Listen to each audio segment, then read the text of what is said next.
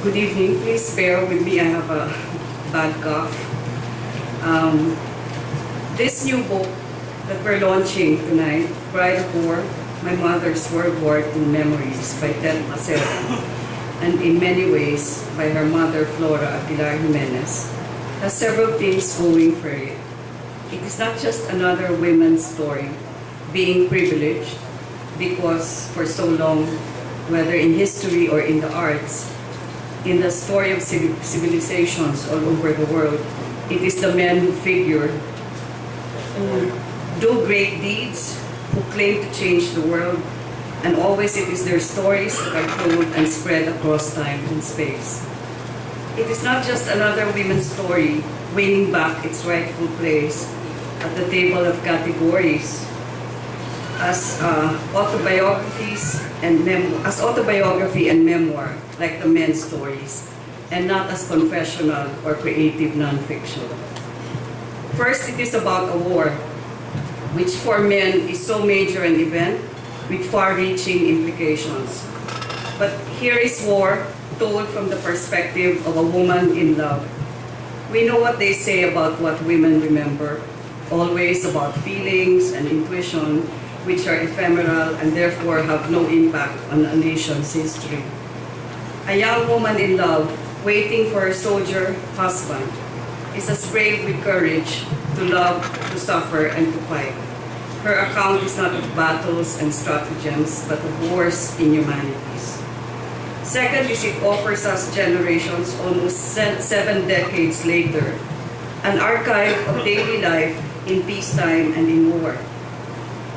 The vibrancy of Cebu City, its oldest street, which is probably also the oldest in the country, and its daily zarzuelas in its theaters. The 7 wise men of Cebu arguing over cups of coffee, the issues of the day.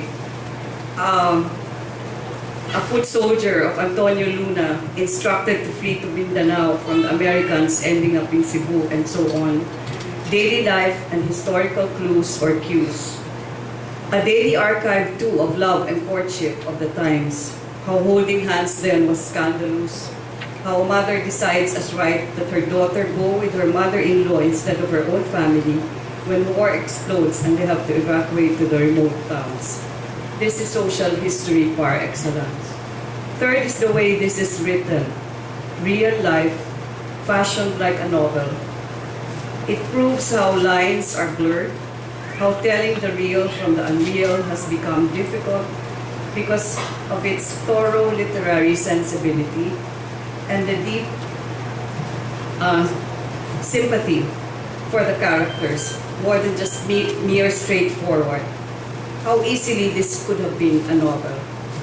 Fourth is the clever structure of moving from her mother's own writings and recollections of the 1940s to the 21st century, where mother and daughter, now in their 80s and 60s respectively, interact as they piece together what they could not forget.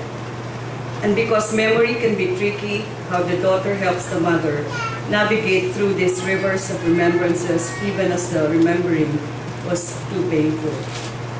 Fifth and final is to come away in awe of this particular mother-daughter relationship, where and how the ties that bind them from the umbilical cord stretch across the vast time and space.